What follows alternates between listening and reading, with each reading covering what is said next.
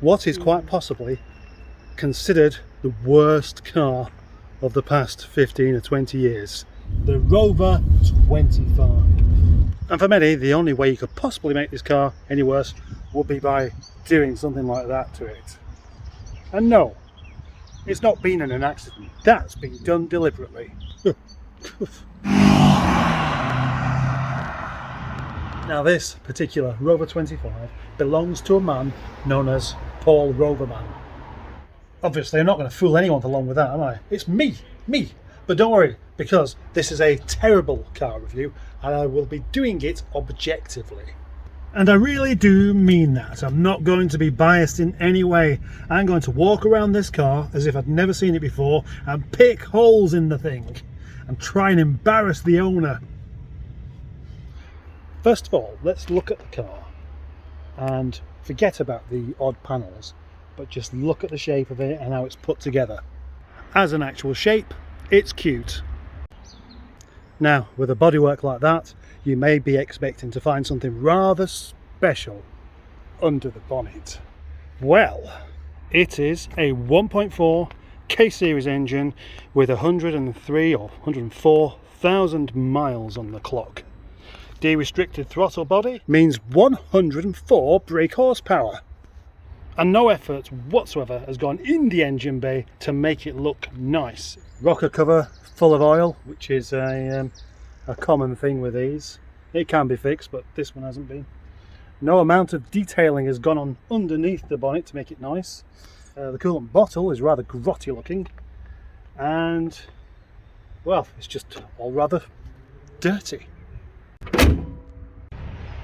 The outside though is a very different matter. This car is kept generally very, very clean indeed.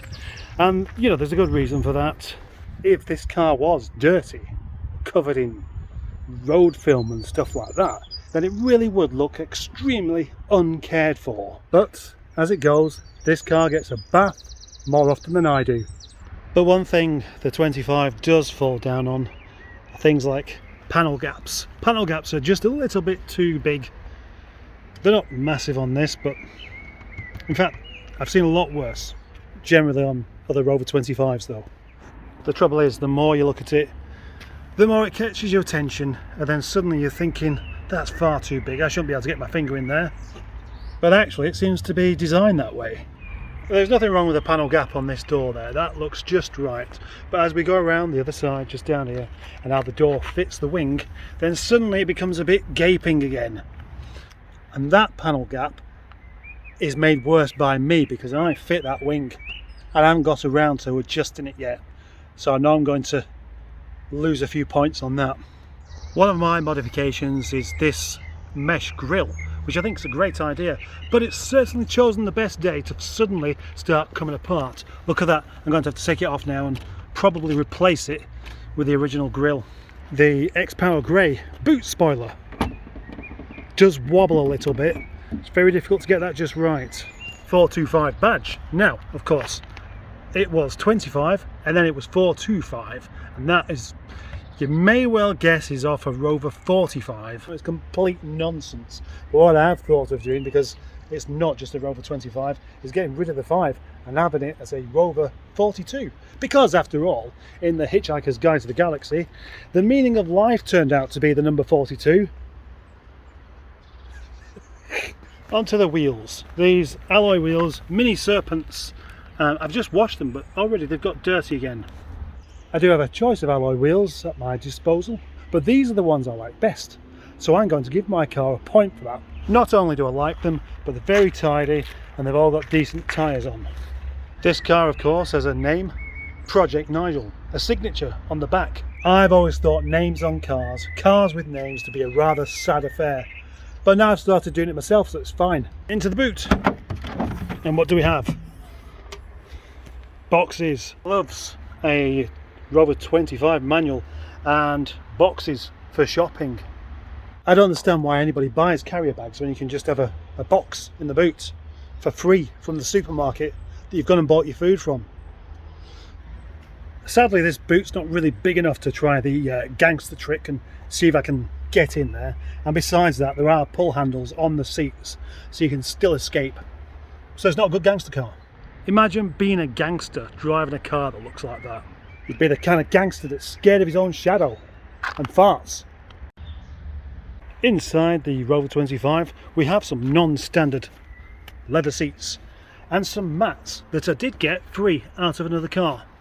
In fact, the cost of this car is still less than what I originally paid for it, and so that might sound a bit confusing, being as that it was 3.5 years ago when I bought it. But there is a Project Nigel story that you can watch about that. If you're really interested, just click on the first Project Nigel video, come on! So, what about the interior? Well, the first thing to consider is the door shut sound, which doesn't sound as good with the window up.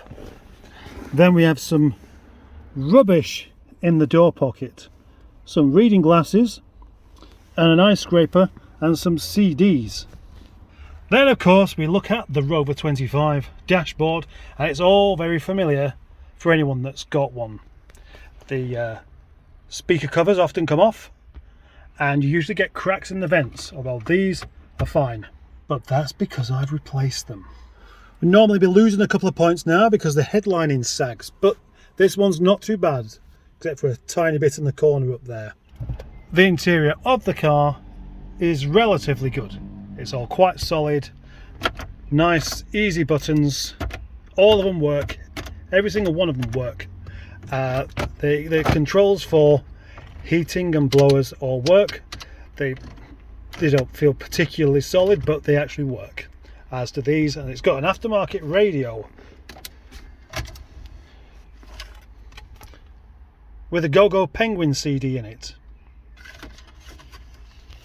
You can't drive a car like this and not listen to some Manchester-based jazzy kind of trio. It just makes sense. So, more interior stuff. Blue light, cool. Mats, obviously cool. This rather cool pattern, cool. Monkey on the dash, cool. A wham bar given to me by my friend a few weeks back, not eaten. That's not very grateful. Uncool. Leather steering wheel, leather gear knob, inside out gator because it looks better than what it does while it's all fraying. I've actually got a spare one of those, but I haven't bothered to replace it because I quite like the way that one is there. It's different. This segment here, which is just a little bit loose, and I need to replace it. Glove box, a bit clanky. I think that's enough for the interior. What about the engine? Listen. Absolutely sweet as a nut.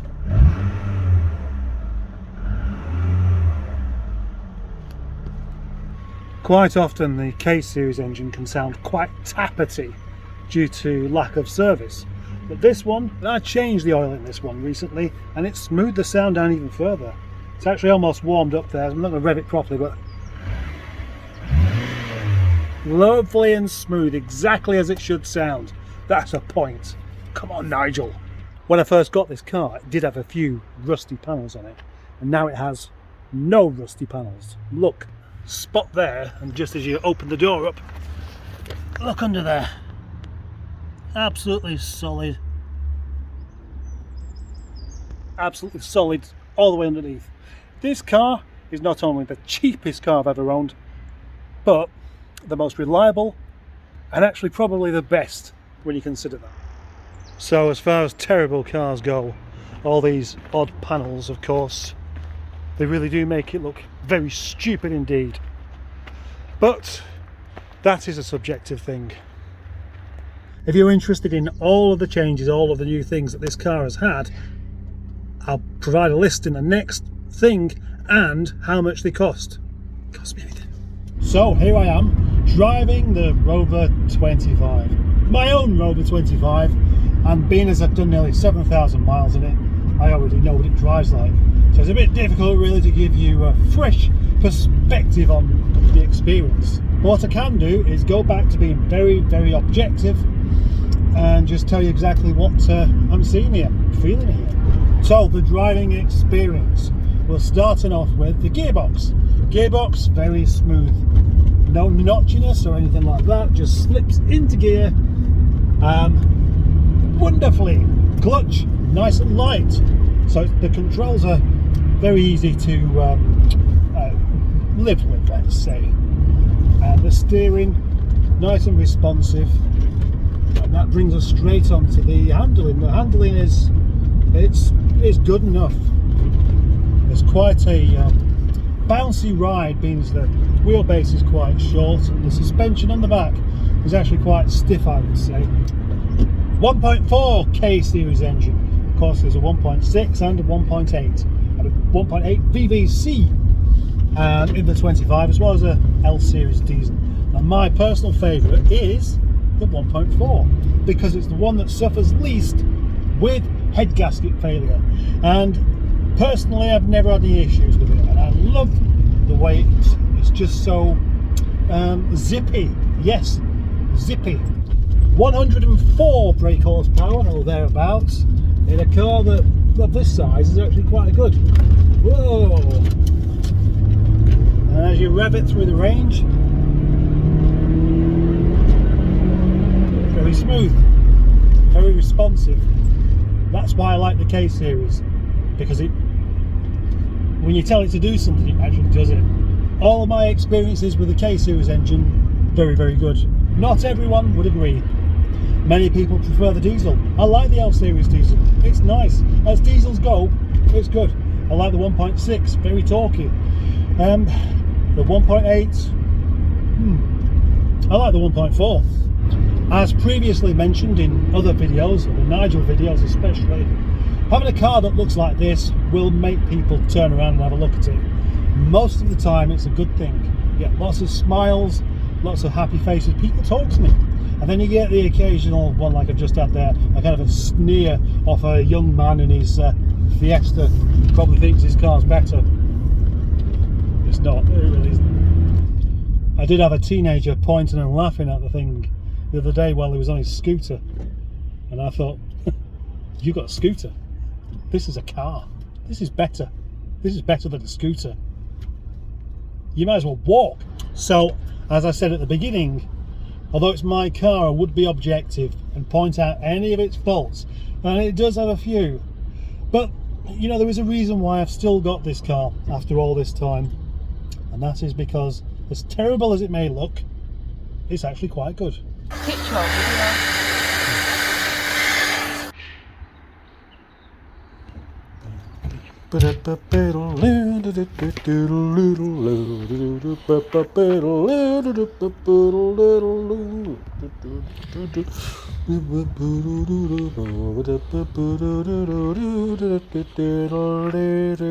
That was scientific. The Rover 25, or more specifically, my Rover 25, which is called Project Nigel, is 0% terrible. Which means it's 100% good.